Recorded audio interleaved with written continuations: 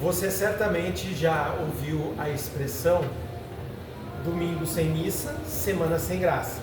O contrário disso é domingo com missa, semana com graça. E com pizza, acho que o domingo fica perfeito. E por isso hoje eu vim aqui numa das mais tradicionais pizzarias de Porto Alegre conversar com o empresário católico João Colli, que há 21 anos está Setembro, 21 anos. batalhando nesta área, para a gente conversar um pouco sobre negócios, trabalho, empreendedorismo e também fé. João, obrigado por essa oportunidade de termos um bate-papo sobre esses temas, é uma alegria. Eu que agradeço. João, tu és de Frederico Westphalen, né? Frederico Westphalen, isso aí, exatamente. Eu queria que tu começasse então contando um pouco dessas tuas raízes lá do interior do norte do estado. Vamos vir parar aqui? Isso.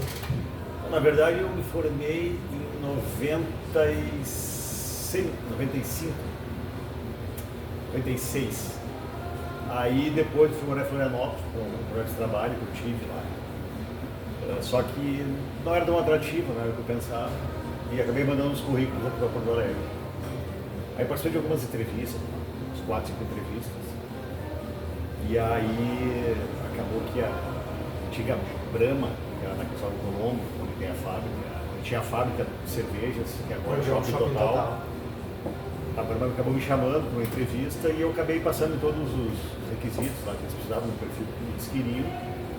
E acabei sendo admitido depois de um mês, poucos me ligaram que eu tinha sido admitido. Para mim foi muito bom porque eu já não estava mais trabalhando em Florianópolis, estava meio apertado financeiramente. Eu fui formado, não tenho ganho, não tenho trabalho. Eu saí do trabalho total porque eu não estava feliz. E acabei parando aqui para começar com o vendedor da Brahma, que depois acabei sendo promovido para supervisor, para gerente. E trabalhei 7 anos na Brahma, que virou Ambev. Nesse meio tempo eu trabalhei 3 anos em Florianópolis, voltei para o Rio Grande do Sul. E aí depois de um ano aqui, a ideia já estava amadurecendo nesse tempo, nesse último ano de empresa.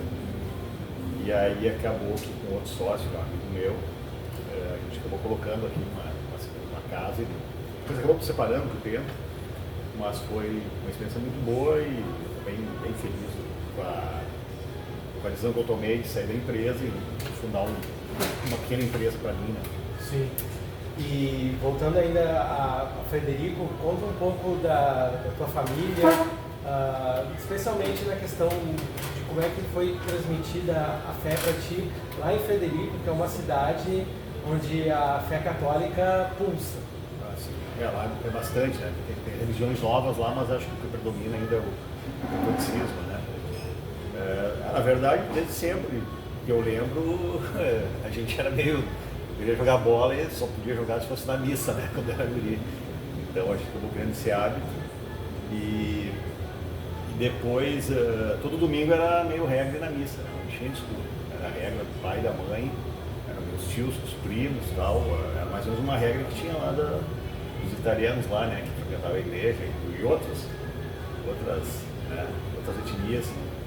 E comecei a catequese na idade certa, eu não lembro a idade que foi, mas foi na idade que tinha que começar. Mais ou menos na adolescência. Adolescência e tal. Depois a primeira Eucaristia, a comunhão, depois da Eucaristia. Eu também participei do movimento do Shansta. Movimento de Shansta. Que é forte em Frederico. Sim, é forte. Lá tem uma... eu não me lembro se foi uma pessoa que tinha bastante terrenos lá e tinha imóveis e tal. Ele cedeu um lugar bem bonito e hoje tem uma pequena igreja, um santuário do Shansta. Sim, como tem aqui na Zona Sul de Porto Alegre, lá tem um menor, é uma capela pequena, mas muito bonita, porque era no alto de um morro, assim, tu consegue ver uma parte da cidade, é toda com grama, flores e tal, muito bonito lá. Essa parte que cerca a igreja, assim, né? Tem um vizinho, tem um lago próximo, assim, então, ela é muito forte, e aqui também eu sei que tem em Porto Alegre, nunca tive a oportunidade de ir lá conhecer, quero ainda conhecer lá na Assunção. Né? A minha irmã já conhece, também minha esposa conhece, elas participaram do movimento do Shansta, né? Eu fiz o CLJ, guiados que fizeram o Shansta, né? E agora estamos aqui. A gente vai não consigo sempre que eu quero, mas tenta o máximo possível ir na missa. Tenho ido bastante no Anchieta, que minha filha estuda lá. E aí no domingo às 11 horas. Né? Então até lá tinha o primeiro domingo do mês, a missa da família. E esse a gente procura ir, quase todos, né? Todos da família a gente procura ir. A missa é muito boa, né? Muito boa. E João, tu falaste na tua esposa e tu já me contou essa história, mas eu queria que tu contasse que ela é bem interessante, que geralmente quando a gente recebe o sacramento do matrimônio, quem assiste o sacramento é o padre, mas no teu caso foi o bispo, é isso? Na verdade a minha sogra era muito amiga do bispo, Dom Bruno Malzânia.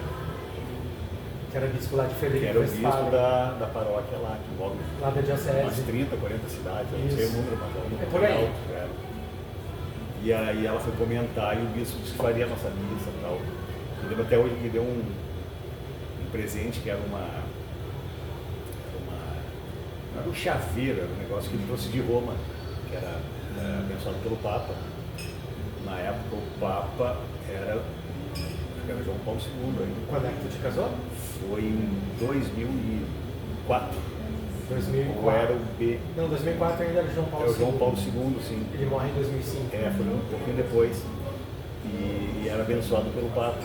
Eu guardei muito tempo, até pendurava no carro como profissão. E uma vez eu vendi o carro e ficou, depois quando fui buscar, os caras tinham tirado e sumiu. Mas eu tenho essa boa memória do que o bispo fez no meu casamento e me deu um presente abençoado pelo Papa João Paulo II. Que maravilha! E falando em Papa João Paulo II, em Roma, não sei se vocês perceberam que aqui atrás nós temos a Praça de São Pedro. E conta um pouco da história dessa foto, João.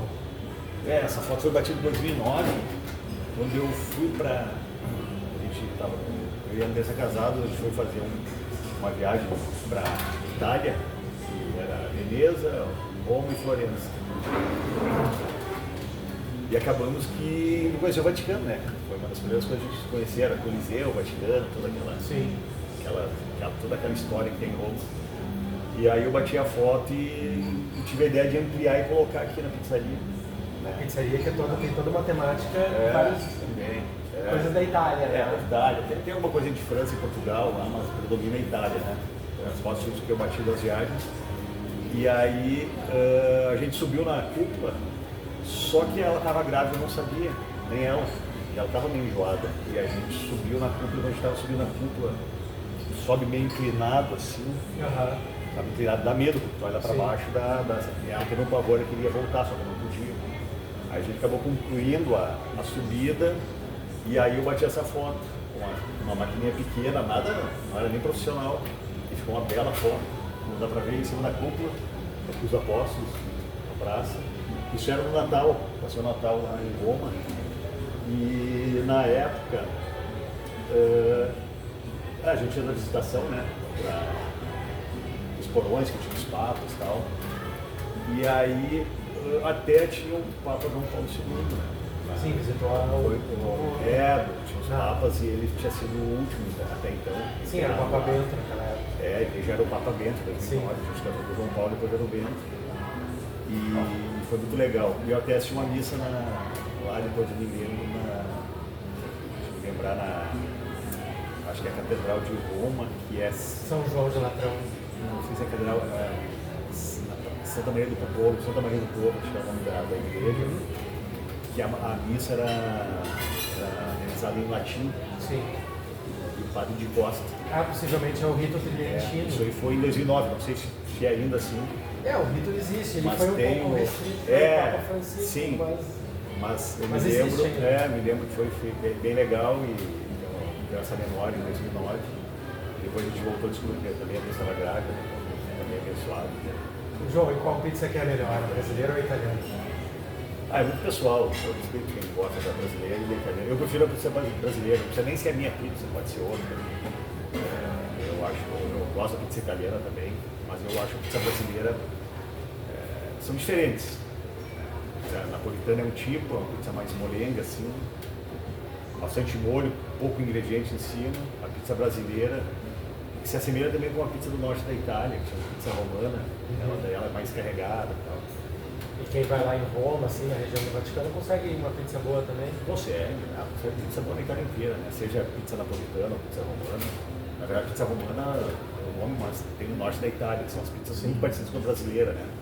Que é pizza com bastante mais queijo, mais cobertura. E a pizza napolitana é uma pizza mais clássica, italiana, que é muito molho e poucos ingredientes. E é muito boa também, né? O Papa Leão já fizeram até matéria sobre a pizzaria favorita dele lá. Eu não vi até qual foi o nome. Eu não me lembro o nome agora, mas ele gosta de pizza. Não sei se agora ele vai conseguir comer muito, né? Em razão. O padre gosta de pizza de tênis, já mais fã dele ainda. Ô João, falando um pouco aqui do teu empreendimento da L'Antica Pietra, tu começa dentro de uma franquia, né? E depois... não era bem franquia, virou franquia depois. Né? E depois tu caminha com as próprias pernas, decide assumir o empreendimento. E quão desafiador é ser empreendedor no Brasil? É fácil, né? Um monte de burocracia, um monte de fiscalização, um monte de...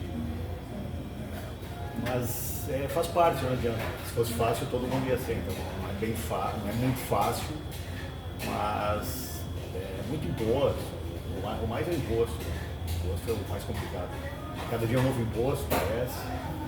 Parece que o governo... O empresário não quer que o governo... Não precisa ajudar. Só que no Brasil tem mania de atrapalhar, né? Seja com novas leis, novos impostos. No Brasil é muito burocrático, muito burocrático. Porto Alegre deu uma facilitada nos últimos anos para a abertura de empresas, para MEI, microempreendedores individuais.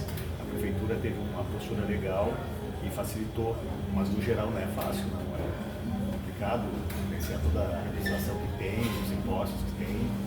Cada dia parece que o governo quer criar um novo imposto, né? Principalmente o governo federal, né? Que é o maior criador de imposto, já pagou os maiores impostos do mundo e não satisfeito para cobrir toda a maracutaia que eles fazem, criam mais impostos, oneram mais o empresário, oneram nossos colaboradores, né? Tudo que a gente paga de imposto podia ser pago para eles, não para o governo. Então é uma série de fatores aí que acaba onerando para o empresário e para quem trabalha, né, os funcionários e tal. Uma coisa que me chama a atenção aqui na tua pizzaria, João, é que ao longo desses anos, claro que a rotatividade de funcionários ela acontece, mas tu sempre teve alguns colaboradores que tu conseguiu manter por alguns anos, né? Sim. E isso demonstra a importância de tratar bem também o colaborador. Né? A cobrança tem que ter, senão não funciona, senão não tem respeito. O tratar bem faz parte, uma certa amizade, tem limite para tudo, mas tem que tratar com respeito eles, né? Conhecer, fazer toda a parte legal que tem que ser e esperar a reciprocidade deles. Né? E aqui a equipe é muito boa, né? Não tem nada, a equipe sempre foi muito boa, e reconhecer tudo que eles fazem pela gente, né? Eles também têm família, tem seus compromissos e a gente tem que reconhecer e fazer o possível para tentar manter os melhores. E eu tenho uma equipe muito boa porque quem trabalha aqui dificilmente quer sair, né? Acontecem alguns problemas, oportunidades. É normal uma pessoa querer trocar de trabalho, eu vejo isso com bons olhos, mas quando pegar o número dos funcionários, os que trabalham fixo ou que trabalham freelance no fim de semana, já estão há um bom tempo aqui, né? É um bom sinal que eles também estão satisfeitos. Eu com eles e eles com a gente. Isso é logo, isso aí, muito bom. E João, ao longo desses 21 anos, dois momentos históricos e desafiadores, tanto para ti como empreendedor, para todos, que foram a pandemia, né? E a enchente. Como é que foi encarar essas duas broncas? Bom, a pandemia no início eu consegui manter, porque o governo prorrogou os impostos, né? Depois veio o talo, né? Mas prorrogou, então a gente precisou pagar alguns impostos, o que também facilitou, teve as suspensões de 90 dias que a gente conseguiu dar. Eu na primeira leva da pandemia, depois passou, depois voltou, eu não demiti ninguém, né? O que aconteceu foi que eu não chamei os freelancers de fim de semana. Sim. Mas não teve nenhum funcionário que trabalhava fixo todos os dias, né, que foi demitido. O que eu fiz, eu dei férias por uma parte, o cara voltava e dava suspensão, então eu consegui segurar nesses meses. Aí depois, quando quando veio a segunda onda aí do Covid, eu tive que fazer uns desligamentos, mas eu acabei admitindo depois, quando normalizou. Teve uma boa ajuda do governo, pelo menos para a gente conseguir manter a empresa aberta, mesmo tendo ou prejuízo, ou pouco lucro, ou quase nada ou empatando. Então a gente conseguiu manter, mas foi difícil, não foi fácil.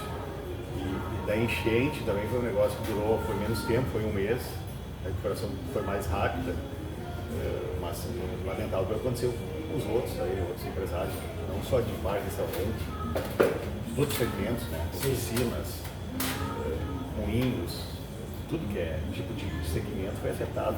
A água chegou aqui na frente da pizzaria, a uma quadra para baixo, ela lotou todo mundo. Os funcionários ficaram 40 dias. Fica no bairro Floresta, na Dr. Timóteo, e a água chegou bem perto aqui. Não, chegou na frente, só que não subiu. Não subiu, foi o limite, né? Foi o limite. Mas para baixo, vários amigos, conhecidos, parentes, e amigos tiveram casas ou apartamentos, aqueles do térreo, grandes empresas, várias afetadas. Né?